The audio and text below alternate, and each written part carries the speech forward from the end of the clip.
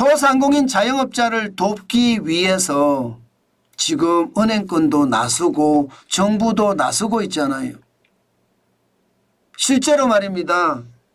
은행권이 나서서 소상공인 자영업자 금융 지원을 하는 규모를 보면 진짜 놀랍습니다.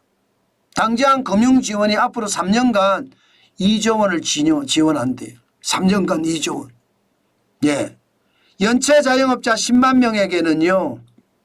이자를 경감합니다. 1210억 원. 폐업위기 자영업자 10만 명에게도 이자 경감을 합니다. 3150억 원이요. 그리고 재기 의지가 있는 자영업자에게는 연 2천만 원 보정대출을 해줍니다. 보정금 대출. 보정대출을 해줍니다. 보정금 출이라고 되어 있는데 보정금 대출입니다. 보정금 대출. 5만 명에는 해줍니다. 그래서 지금 3년간 적어도 2조 원을 대출해 주겠다 이렇게 이야기합니다. 또한 말입니다. 연체 자영업자 10만 명에게는 5조 원을 맞춤형 채무 조정을 강화를 해 주겠다고 합니다. 5조 원을. 그러니까 뭐 대환대출을 받아준다든가 채무 조정을 좀 해준다. 이것은 원금 탕감까지 해준다는 이야기가 되는 건가요? 폐업위기 자영업자 10만 명에게도 7조 원의 저금리 장기 분할 상환 대출을 하고요. 대환대출도 도입한다고 합니다. 재기 의지 있는 자영업자 5만 명에게는 신규 자금 공급도 지원한다고 하고요. 뭔가 자영업이 어렵다고 하니까 지원을 해 주는 것은 저는 뭐 있을 수 있는 일이라고 생각을 합니다. 그렇지만 참 답답한 게요. 여러분, 연체 자영업자 10만 명, 폐업위기 자영업자 10만 명, 재기 의지 있는 자영업자 5만 명 모두 합치면 25만 명이거든요. 25만 명. 그러니까 25만 명에게 이게 금융 지원을 해 주겠다는 거거든요. 근데 과연 이렇게 지원을 해 줘서 자영업자들에게 무슨 큰 도움이 되겠느냐. 솔직히 그렇게 이야기하시는 분들도 많습니다. 왜냐고요? 여러분, 인원수가 적은 것도 사실이지만 자영업자라는 게 여러분 국세청 기준으로 봤을 때 2022년 기준으로 보면 자영업자가 엄청나게 많거든요. 723만 2천 명이에요. 2022년 기준으로. 자영업자 기준이 723만 2천 명이요. 실제로도 제가 한번 보여드릴까요? 제가 보여드리면 여러분들도 아마 뭐 이렇게까지 돼? 생각을 할 겁니다. 국세청 기준이 가장 좋은 기준이잖아요. 그죠? 국세청 기준으로 보면 2022년 기준으로 723만 2천 명이에요.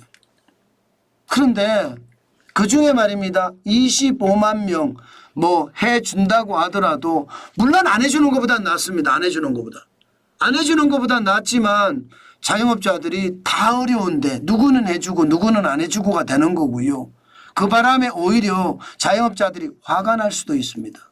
더 큰 문제는요. 자영업자들이 진짜 바라는 거는요. 이렇게 찔끔찔끔 돈을 주는 게 아니에요. 그러면 자영업자들이 진짜 바라는 게 뭐냐. 자영업자들은 경기를 살려주길 바라요. 경기가 살아나야 자영업자들은 장사를 해서 돈을 벌고 그 벌은 돈으로 이자도 갚고 원금도 갚고 할 수 있거든요. 그러려고 그러면 경기를 내는 일이 그 무엇보다 중요합니다. 자영업자들이 말하는 경기 살리는 방법은요.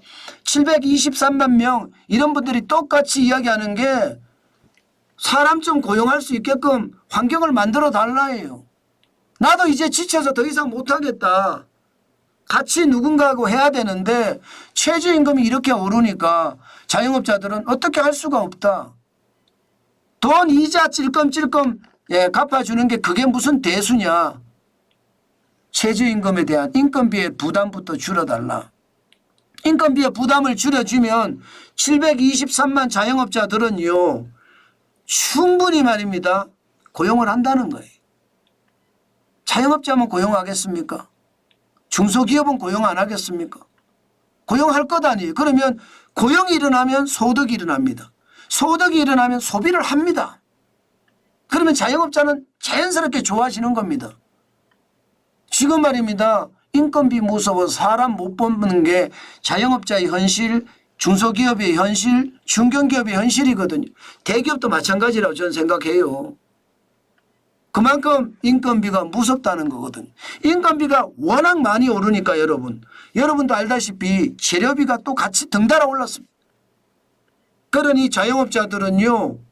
장사해도 남는 게 없다는 말이 나와요.